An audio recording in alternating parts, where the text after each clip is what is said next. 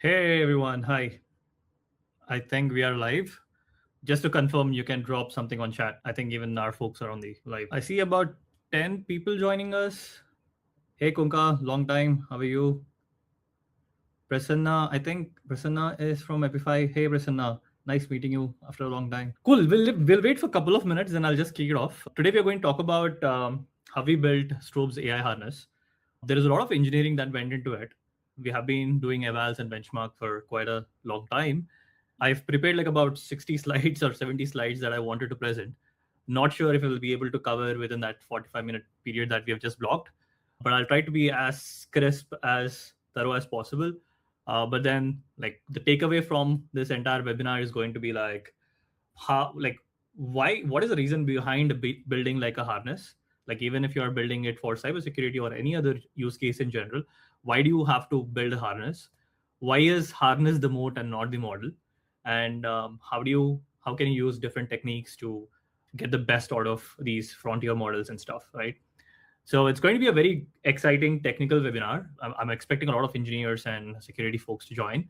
But then this entire webinar will be available as recording for you guys so that you can watch it whenever you want. Okay, let me just kick off. Let me just kick off with a quick introduction about myself. I hope everyone can see the slides. Let me just do this. Cool. So what you're looking at the screen right now is something about me. I'm Akhil. I'm the co-founder and chief technology officer at Strobes. Been in this offensive security space for quite a long time now. Have been doing bug bounty programs, and I kind of handle the entire security here at Strobes, and of course the engineering as well. So I and my team have built this entire agent framework wherein you can do exposure management at scale. And today, what we are going to talk about is, yes, how we build this harness. But I really wanted to give a background about how did we reach this place, right? So we know for a fact that for a very long time, pen testing is a thing that requires a lot of human involvement as such, right? If you look at vulnerability scanners like Nessus, Nmap, or even modern scanners like Qualys or Tenable and so forth, those are like vulnerability scanners as such. But then you also hire pen testers, or you sign up with an external vendor, or you run bug bounty programs for actually a human to look at your applications, networks, or hosts to find manual vulnerabilities, right? For a very long time, this has been very human driven.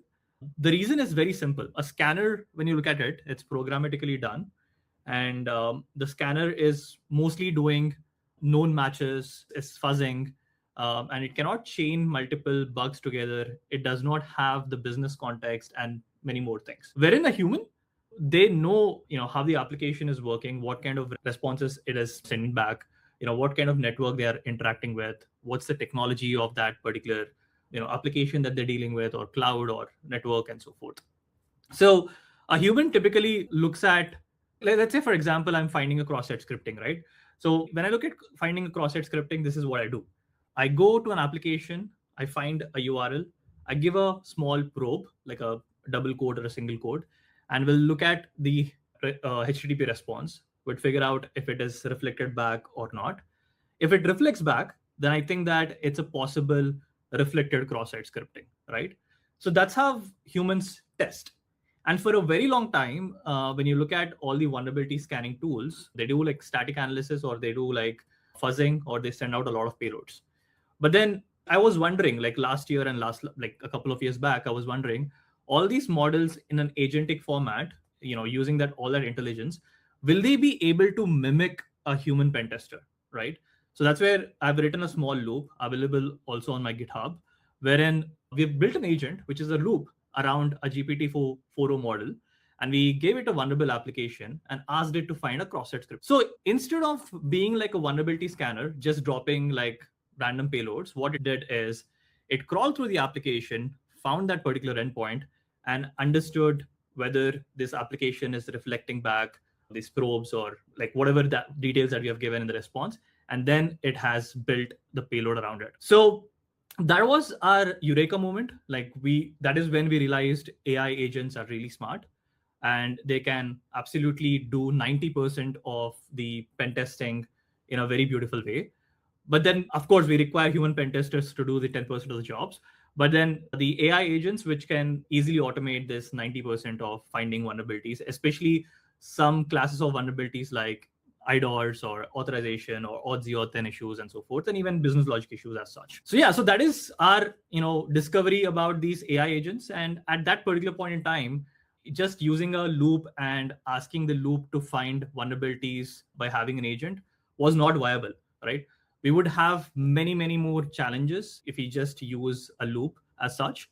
And that's where all the companies right now are building a harness. Okay, so let's try to understand what is a harness, right? So you have this model that you get from Anthropic or OpenAI or any other third party provider, right?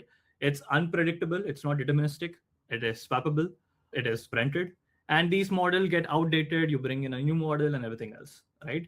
So how do you create like a deterministic path with these models, right?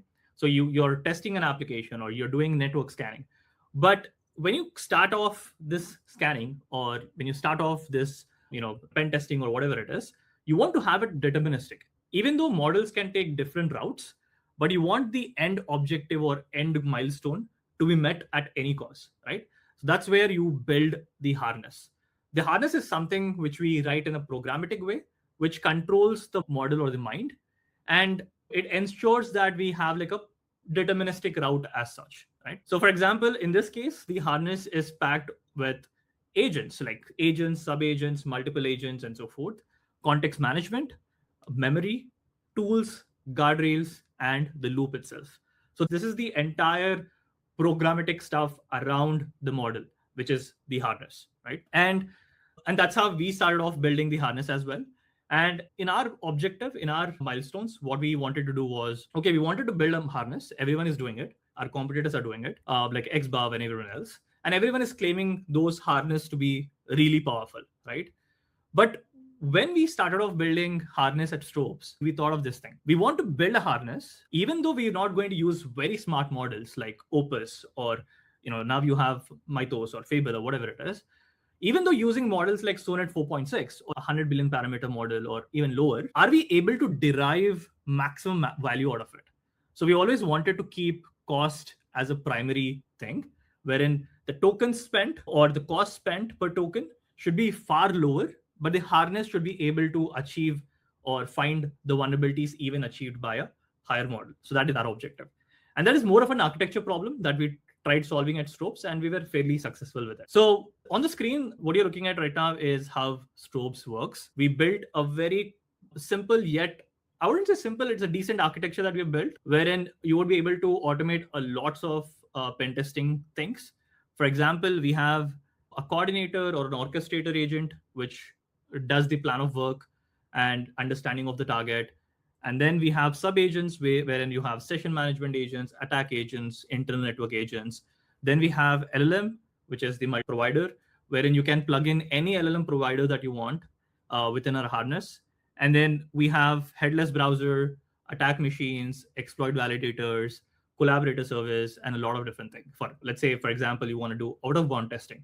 We have our own collaborator service that the agents can interact with for testing SRF issues or blind SQL injection issues and or XSE issues and so forth. And then we also have access to internal networks by using a thing called jump box or bridge shell, wherein there is no need for customers to whitelist their ports or things like that. And then they will be able to access internal networks as well. Then we have written a lot of skills ourselves, about 130 skills, which I'll talk about. Then we have workspaces, which works like Claude projects or ChatGPT projects. And then we have Finding Store, which is our CTEM product, feature, wherein everything that we have built over here tightly integrates with our CTEM features as well, right? So now, is this even possible? Like whatever I've just talked about, now let's forget Strobes for a second, right? Let's forget about Strobes. Let's think from this engineering mind. Is it even possible? What's happening in the industry right now and what's possible, right? So today in the industry, you can see, especially in the last couple of months, when Mythos got launched, we have seen a significant increase in one-days vulnerabilities. The one days are the vulnerabilities wherein, let's say, vendors like Microsoft or Palo Alto or any other vendor has released a patch on the product. Just after a day, people are using models like Mythos and reversing those patches and identifying the actual exploit, right? So this is happening at scale. All these models are really good at writing code. And because of that, the other trait they achieved was being really good at doing secure code reviews. And that's how they're finding vulnerabilities, and these one days are possible. Now we have to keep up with the speed of these sort of vulnerabilities, right? We have to, these kind of vulnerabilities are getting identified, we have to discover them, and we have to close them very faster, right? So in a real engagement world, right, in a real engagement world, these how this harness works, and how do we ensure this harness from, let's say, hour 1 to sixth or eighth or whatever it is, how do we ensure this model remains deterministic, right? So let's say we kick off this entire pen test. We start with scoping and planning, and then we have sub agents running with, let's say, in phases, and each of the sub agent are looking at different class of vulnerabilities, let's say cross-site scripting, insecure direct object reference, and so on and so forth. And middle, these agents would want some human help. They would raise a human in loop and those sorts, and then ultimately you will get this finding report and so forth, right? So how does this work out? Like, how can this entire machine be set up? So we have like a coordinator agent that scopes and plans. Then we have an agent fleet, which is this entire sub agents thing, wherein we have discovery agents, attack agents, network agents, and so on and so forth. Then we have tools wherein we give it to the agents, like we give it a browser of itself, so it will be able to browse through the applications, log in, and interact. Then we give it HTTP tool, wherein it can quickly send curl request, put, patch, get, post, and so forth. We give it out of bond tools, like wherein it can figure out whether a request is being sent, a DNS interaction or a HTTP request is being sent externally, and then credential manager and many other tools. Likewise, we give it like memory, and then we give it human in loop as well. So for making these entire things happen, we have context engineering in place, right? So I would want to talk about like how do we ensure, let's say, for example, the execution is going from hour 0 to hour 6, and all these sub agents and the parent agent will be filling up their context. Because when you're sending out HTTP requests, when you're sending out all these tools and whatnot, the data is getting accumulated inside the context, right? And today, context management is not context management anymore, it's context engineering. And there are many things that happen within it, right? So for example, on the screen, you can see what are all the things that go into the context as such, right? System instructions. These are like the base instructions that we give to a model, like how it should behave, what are the guardrails, and so forth. And then you have methodology memory that is being loaded. You have tool definitions, like the more tools you have, the definitions kind of increase and increase. Then you have the user prompt, like whatever the prompt the user gives. And then you have tool requests, responses, what's getting from the scan output, and so on and so forth, and skills, right? So this is the context that we are dealing with in the case of Strobes AI. And so as soon as the contexts get full and full, like let's say, for example, the context length is about 200K tokens. As soon as the context is going to get full and full, the model behaves very weirdly. A classic example is that I often use Claude Code for bug bounty hunting and a lot of different things, and I use Strobes AI for very different tasks and altogether, right? So what happens in that case is that whenever I'm hitting that context limit, let's say it's 200K or 1 million, whatever it is. So let's say your context is filled with a particular URL or a particular category of the vulnerability. What the agent often tries to do is it will often try to find the same category of the vulnerability. It will not pivot, or it will not move into a different target or scope. Like you might have hundreds of URLs. If the context is just filled with, let's say, 4 or 5 URLs, it will get stuck to it. So this context gets bloated, and the model will not move or progress in terms of testing and so forth. So this is context rot. We are all aware of it. And it often happens with these models, and we have different techniques to keep the context nice. So over here, the first technique that we follow is trimming and masking and compacting, wherein every tool that comes into Strobes, like let's say you send a HTTP request, the tool response gets trimmed, right? And then if you're doing like a lot of tool calls, then what we do is, let's say after 5-8 tool calls, we mask the responses. And then at a certain level, let's say, for example, there are 1 million like tokens or context length, and then we have achieved about 800K tokens within that context. Then we try to summarize, or we entirely compact that entire context. When we compact this entire context, what we do is we do not use generic prompts. We use prompts that are very specific to the task that we are doing, which I'll show in a while, right? So when we do this, we have to make sure it's lossless, and the entire context is having the gold that we require for the testing to progress, right? So for example, over here you can see like how HTTP requests work and what kind of problems we see, right?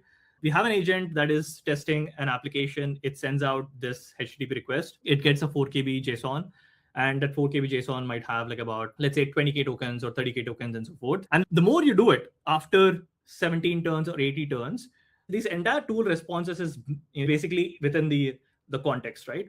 So what we do is, instead of removing these entire tools, we actually mask them, like a redacted contact, like saying that the agent that, hey, this entire response has been masked. So that way we will not overflow the context, but we will keep the historical data of what the model is doing as such. Likewise, whenever agent is interacting with a HTTP tool and it kind of responds back, let's say it's a huge response, what we do is we store the response in memory as a reference weight. Like, let's say it has a reference saying ABC or whatever it XYZ or whatever it is. Like in this case, you can see that there is out ABCD 1 2 3 4 and so on and so forth. So the agent will be able to interact with that stored response in any period of time within that entire chat or entire execution as such. It can drop it to a file. It can later do grep, diff, extract, whatever it's required.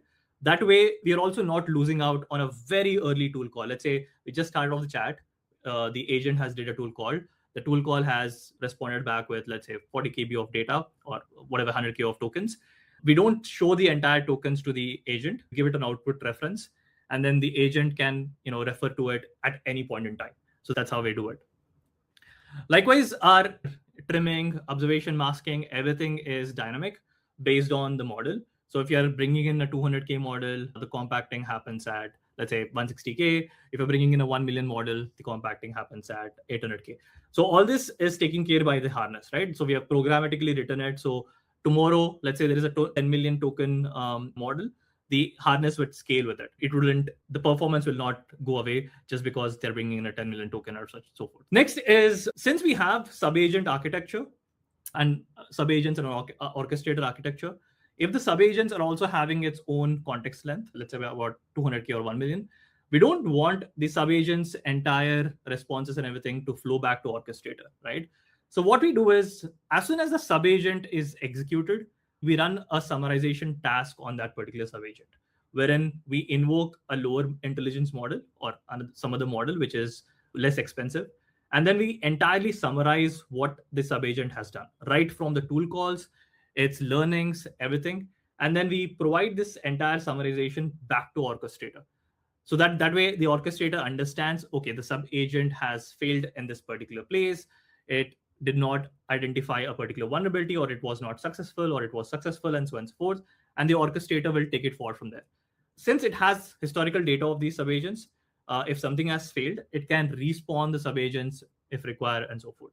So this way, all the sub-agent bloat is not sent back to orchestrator, which is the real big boss in our case right now. So that's about context engineering. We had loads of fun doing context engineering. There are many more hacks that we have implemented, which I'll show in the last, which is with respect to Strobes in our case.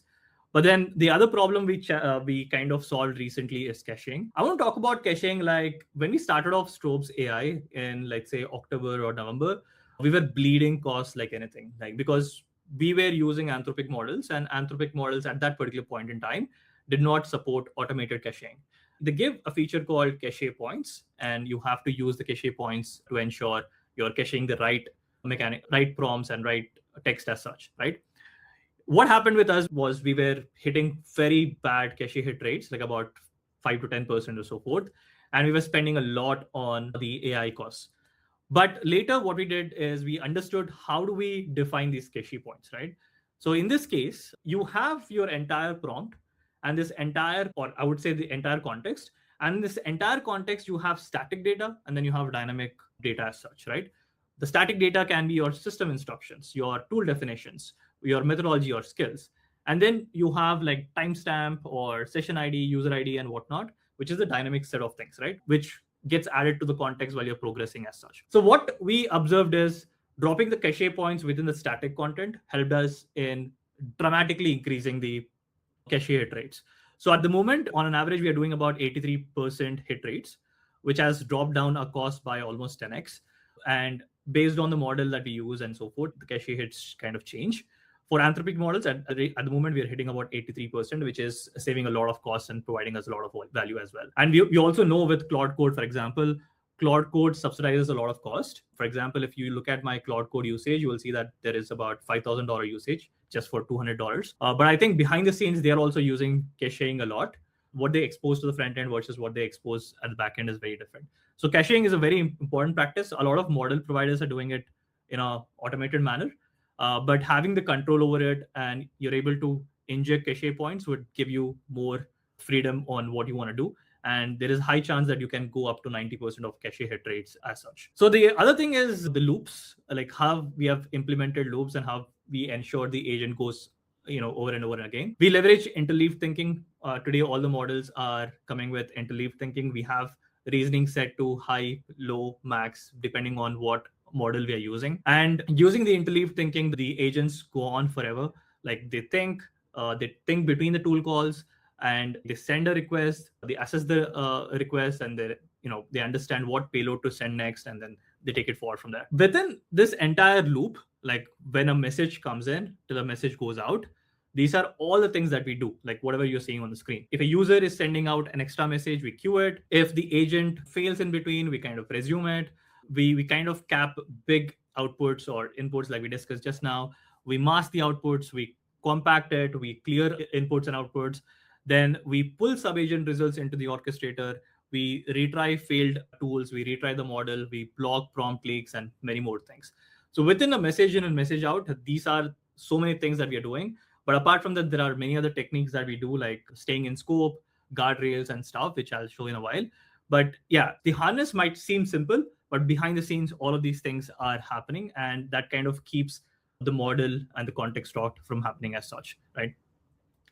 Cool. That's the exciting stuff that we have did so far. And the next thing that I want to talk about is tools and skills. Okay, this is a very interesting topic. I've seen a lot of people on LinkedIn and Twitter building their own security tools, or they would call as AI pentesting and much more. I love what AI has done to our world. Like everyone is getting access to write code and so forth, but it has become very difficult to understand what is bullshit and what is not, right?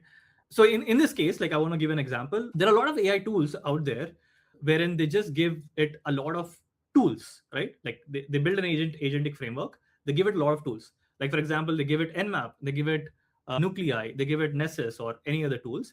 And they would say that, hey, your automated pen testing is ready. But that's not how things work, right? Basically, when you write a tool or when you give a tool to a model or a harness, the tool should be a verb and it should have like some kind of meaning to it. For example, in our case, the tools that we write is HTTP request, spawn subagent, create finding, and so forth. These are binded to the models and they're able to invoke these tools. We don't give our agents tools like Nmap. We don't write a tool and say that, hey, run Nmap is a tool for you. You can go and run Nmap. We don't do that. Likewise, we don't give it like run Nuclei and give it as a tool and do it, right? Instead, what we do is we give them as skills, right? A skills and CLI, because we know that these models have been trained on all this data. Like it knows how to run Nuclei, it knows how to run Nmap and so forth. There is no need to wrap an executable file like Nuclei or Nmap into a tool and then give it to the model as such, because it'll just rot the context, it'll increase the context as tool definitions will increase, and it's just unnecessary as such. And on the screen right now, you see what I mean by that. What has to be wrapped into a tool and what shouldn't be wrapped into a tool. Like every binary should not be a tool. It can be a skill and the agent can execute them via CLI, right? A tool should be something that can interact with, let's say, a database action or something that can be interacted within your platform as such, which makes it easier. For example, we wrapped HTTP request because giving it a curl CLI would mean that we have to proxy the curl request and so forth. But instead, what we did is we gave it a HTTP request with many more things like HTTP history and so forth. So that way we gave it like a full built burp suite within it. So that way it knows what HTTP request it's sending out, and then what HTTP it has its entire history. So it knows like what HTTP requests it has sent in the past and so forth. So that's how we kind of did this thing. So yeah, so the logic is simple. We have about 130 skills right now, and the entire methodology and everything is within those skills. We have skills for, IDORs, we have skills for cross-site scriptings, we have skills for how to log in, how to deal with OAuth, how to deal with a lot of different applications, networks, and clouds. So our skills is one of our biggest moat. We have written these skills, and based on what sort of application the agents are testing, it loads that particular skills and the context gets expanded as such. Skills is really powerful. I would recommend everyone to play around with, especially if you are working on long running agents as such. Cool. So the next thing that I want to talk about is, the moat. The moat is, today everyone are finding vulnerabilities. Like if you go and run a vulnerability scanner, everyone is finding a vulnerability, but that is not really the moat, right? Someone who's finding a vulnerability has to prove it, like has to provide an evidence to it saying that, hey, so and so business risk is present with that particular vulnerability, like so and so x number of user details are being leaked, or it's a cross-site scripting on a main website, not on a CDN website, it's not a business feature, and so on and so forth. So there are many things that we need to prove, and that is the mode of building a proper harness as such. So what we do in terms of Strobes is that we have we have this graph wherein whenever the agent claims that it has identified a vulnerability, let's say it has found an SQL injection or it has identified some cross-site scripting or any sort of vulnerability, what we do is we spin up another sub-agent. Okay. These another sub-agent, what it does is it works like a judge or it works like a cross verifier, and it starts asking back relevant questions to the agent that has identified the vulnerability. So for example, if it identified SQL injection, then the sub-agent gets spawned up, and then it be like, what are the reasons that is telling you that you found an SQL injection? Show me the HTTP trace. Show me the curl command to reproduce this vulnerability, and many more details. When the sub-agent believes that, okay, whatever the agent is telling is true, and it's able to verify itself, then it goes and sends back a verdict saying accept, revise, or reject. If it says accept, then the vulnerability is logged onto the platform. If it says revise, then the agent that has identified the vulnerability will go back and figure out if the title is bad, description is bad, or the steps to reproduce is bad, and then it revises it. It goes back to the sub-agent again. So this is how we kind of avoid a lot of noise, because we know for a fact that in cybersecurity, especially in pen testing or vulnerability scanning, noise is often a big problem, and we kind of solve it by this. I'll give a quick pause. Let me just check the time. Okay, we have good amount of time. Cool. So the next thing that we want to talk about is we also use a technique to maintain authentication as such, right? So for example, if you're having agents, and if there is an application that is having like a simple auth, a SAML or OAuth or that sort of thing, wherein you provide email or password, the agent is able to log in.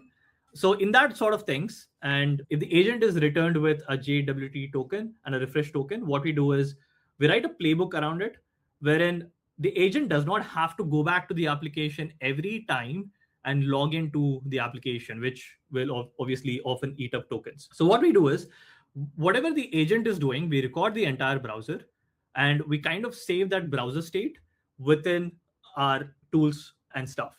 So whenever the agent wants to log in back, it just has to record this entire playwright session, and then it'll be getting that fresh session IDs or tokens and stuff. We also are planning to give our agents access to email. That way they will be able to self-sign up and also fill in OTPs and stuff. We already gave it access to MFAs, wherein if there is a MFA seed, it can load that MFA seed and fill in the OTPs or time-based OTPs and stuff. And later we will give it emails and so forth.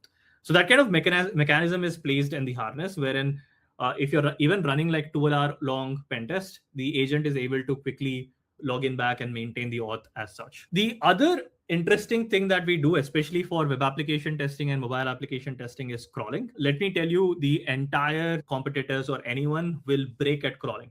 If your crawling mechanism for the agents, if it's not good, the coverage will be really bad, right? Even if you look at all these companies that are claiming AI pen testing, their benchmarkings and everything are very simple applications. There are not like very comprehensive applications. But as soon as you give it like an e-commerce website wherein it has like 100,000 product pages, that is where it kind of fails. So that is where we have implemented our crawling engine, which is powered by agents itself. So when you crawl, the agent does it in 3 different ways, right? We give it a real browser. we ask it to look at the JavaScript, and then we entirely spin up a swarm of sub-agents.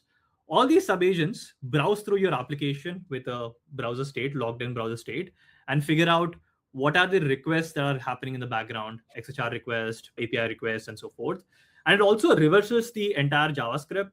Like if you're using like a React.js app or a Next.js app, it goes and deminifies the JavaScript and tries to understand what's the logic.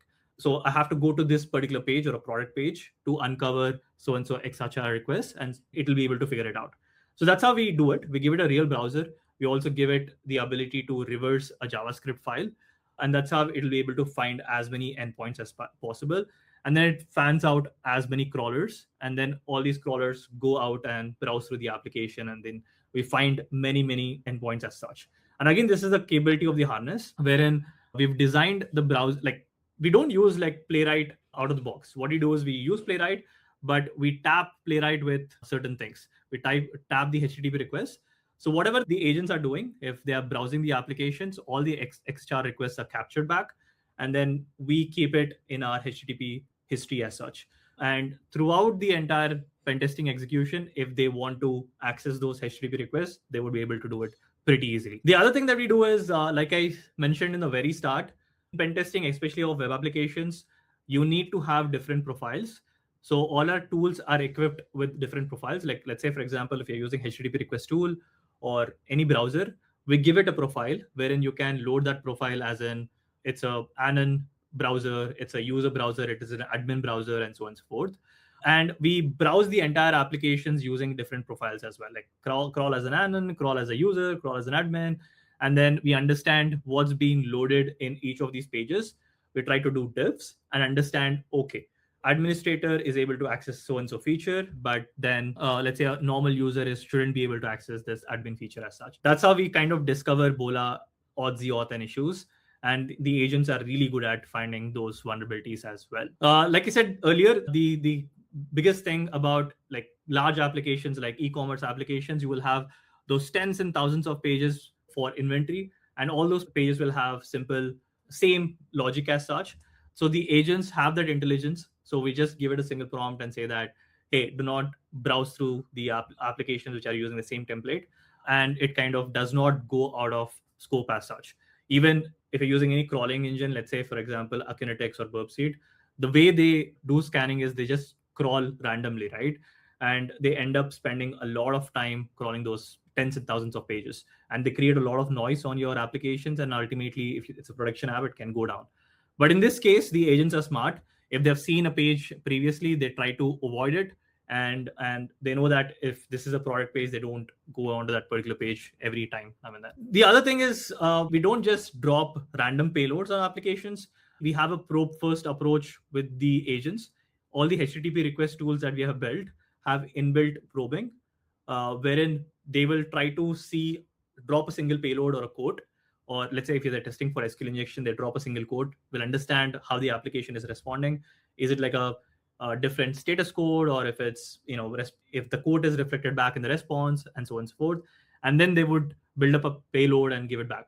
Because all the applications that we are dealing with today have a WAF. And if you give a direct payload like script, alert script, or 101 as an SQL injection payload, the WAF kind of blocks it, right? So we have WAF detection very inbuilt within Harness, wherein even if the agent is missing the WAF detection, we prompted back saying that, hey, the HTTP request that you just sent has identified a WAF, and we kind of inject that into the agent context. So the next time the agent is running, it understands, okay, I came across Akamai firewall, and I have to be careful with what kind of payloads I drop, right? The other thing that we kind of solve today is we provide human in loop. There are some places wherein the agent might not be able to reach. For example, something that has a paywall and requires a payment to progress. So we raise human in loop request, wherein the agent gives a browser to the user and asks them to browse the application or do the payment and those sorts. And the other place is you have like MFA or 2FA sent to your mobile or device. We ask the user to provide the OTP and those sort of things. So this is tightly integrated with their Slack and email. So that means if the agent is running for 6 hours or 12 hours, you don't have to stay in front of the agents. They will send you a simple Slack notification or email, and then you can just drop in the OTP there, and then it progresses from there. The other thing is, like I mentioned in the very start, we also give it out of bound tool wherein it can register a particular host name and it can send out payloads. Like, for example, if it's testing out SRF, it can give those particular custom HTTP requests and it can look at responses and so on and so forth. And this collaborator service is active throughout the execution. Whenever a response comes back to the collaborator service, let's say, for example, let's say the agent is testing for blind cross-site scripting, right? It has dropped a payload, and the blind cross-site scripting triggers after a day or so. So it will still have the collaborator history, and the collaborator history will work like a webhook. It will invoke back the agent, and the agent will wake up and figure out, okay, I just got a collaborator hit back, and it can be a blind cross-site scripting as such. So this kind of thing is baked into the harness, and that's how we are able to find the most or the toughest sort of vulnerabilities as well. The other thing that we have built the agent to do really good at is we have given it graph knowledge and memory and those sort of things. So it'll be able to chain vulnerabilities as such. So for example, we often come across vulnerabilities like SRF, which might require an open redirection from a white labeled domain and so forth. So in that case, it can just chain multiple vulnerabilities together and go back to the maximum exploit that it wants to do, right? And for all these sort of things, like I mentioned earlier, we have a lot of skills that we have built internally, about 130 skills that we have built. And all these HTTP, like all these tools and skills are IP and moat. We've built everything from scratch, and we have like an eval framework and a benchmarking framework that we have developed internally that continuously run on these skills and tools, and we improve them almost every day as such. The other thing that we have built within the harness is how do you stay in scope? How do you keep the agents in scope? This is the most difficult thing for most of the agents, because as soon as the context rot happens or as soon as the context kind of overflows, the agents are often do hallucination or often go out of scope, right? And if you look at applications as well, in applications, there might be different microservices and so on and so forth, but that is still under scope. So how do we smartly figure out what's in scope and what is not in scope? So for that, what we do is we have multiple layers that are running behind the scenes. So all these HTTP requests, network requests are tapped continuously. So if the agent is sending a particular request, the harness continuously monitors it. And if at all the agent is instructed to be passive, it not blocks the request right away. It kind of prompts the agent back saying that, hey, you're going out of scope. Can you be in scope, and so on and so forth. So even if the agent is going out of scope, the harness kind of ensures it's back on scope. And likewise, whenever you keep it on a very active mode, what it does is it completely kills the agent so that it does not go out of scope. Again, this is only possible by doing at a harness level rather than the prompt level. You give as many prompts as possible or system instructions as possible, the agent will hallucinate and it'll go out of scope now or ever. So to build 100% trust and to build it in a very deterministic way, you have to build it on a harness level as such. The other thing that we do is, like I said, we have built this orchestrator agent which coordinates a lot of sub-agents, and it has to be asynchronous. We don't want it to be synchronous. Like, for example, if it's running these sub-agents, we don't want it to be stuck while waiting for these sub-agents, right? Even Cloud Code has implemented this, but we have probably implemented this before Cloud Code. But yeah, what we do is the coordinator agent runs sub-agents, and it does not have to be synchronous. It does not have to wait for it. It just spins up this planning agent, which runs as a thread. And once this planning agent is done and provides it response, it can spin up many more agents, right? Like attack agents or verifier agents and so forth. So orchestrator does all the heavy lifting because most of our tasks are very long running.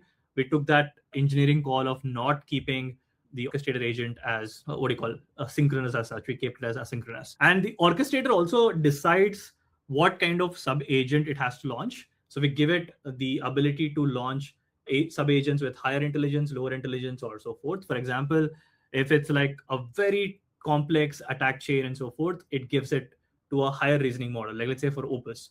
If it's like a lower crawling task and so forth, it gives it to Sonnet 4.6. Or if it's just writing or parsing data and those sort of things, it gives it to Haiku.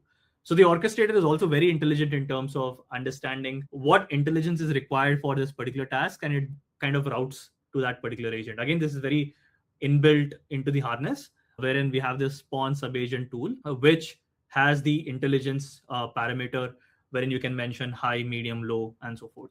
And this kind of saves a lot of cost as well for us. The other thing that we do is, like I said, all these things are asynchronous. So what we do is the agent, you send a chat, the orchestrator responds back as soon as possible.